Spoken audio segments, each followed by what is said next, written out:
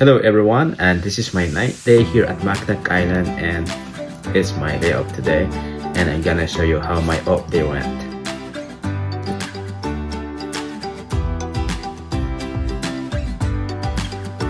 Good morning mga lods. So kanina tinatamad tayong bumangon sa higaan, but kailangan natin na alisin yung tamad na yon dahil we have so much things to do, and I already went from the bank and I got $20 of quarters so for our laundry. Yeah, it's laundry time. Dahil wala na tayong susuotin, kailangan natin laban ang ating mga damit, uniform, dahil 1 week na naman tayo magtatrabaho for the next week's schedule. Ayan, sinalang na natin ang ating mga damit at kailangan natin lagyan ng laundry soap.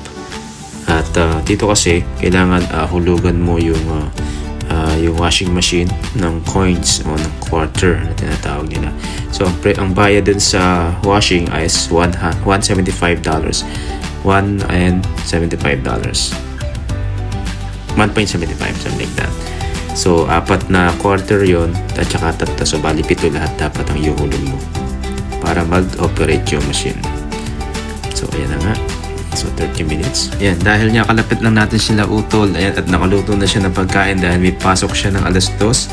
Ayan, nakikain na ulit ako sa kanila. Ayan, nakalibre ulit tayo ng tanghalian natin. Salamat utol, the best ka talaga.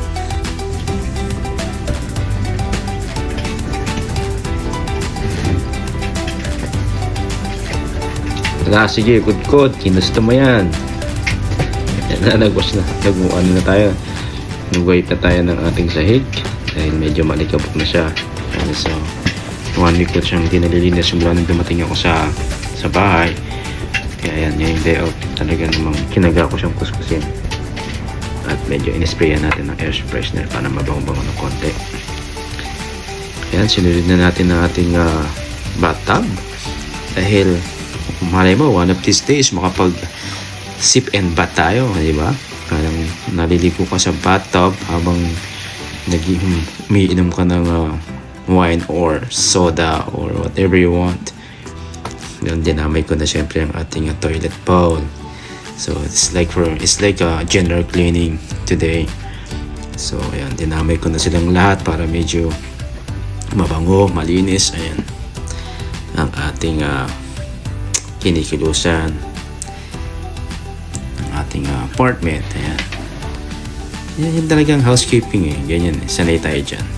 Tingnan nyo naman mga lods. Para siyang batis ng liliw sa linaw. Ayan o. Parang pwede mong inumin o. So crystal clear. Diba? Ayan ang ating ita-dryer na natin yung winesh natin kanina. Nagkaroon ako ng problema dito dahil na-dry na yun eh. Akala ko tapos na siya, pero basa-basa pa rin siya. Medyo may mahina yung drying performance ng dryer natin. Kaya ayan, inulit ko. Kumbaga nakapag-2 bayad ulit ako. So 2,150. So $3 lahat yung nagastos ko dyan. Ayan, natuyo din sa wakas. At ngayon, it's folding time mga lods. Ayan, medyo madami yung damit. Kaya nahirapan din ako dyan pagpo-fold. So kaya medyo binilisan ko na para kasya yung video natin. Ayan, siyempre medyo sanay na rin tayo sa pagpupul dahil wala namang mag-aasikaso sa atin. Wala tayong asawa, wala tayong magulang, wala tayong katulong na kasama, kaya tayo lang mismo ang kikilos. Ayan ang buhay ng OFW. Ayan. Tapos matatapos na tayo. Hinangar ko na yung iba dahil ayokong magusot, ayokong siyang i-fold. Ayan, hinangar ko yung iba nating jacket at sweater and polo shirt natin. Ayan, almost done mga lods. Ayan ang aking closet dito sa aking kwarto. Ayan, it's finally done and it's time to relax and sleep. Wow, yun lang, wala tayong kasiping, kaya pagtyagaan na natin yung stop to yun natin. Yan lang mga lods, thank you for watching.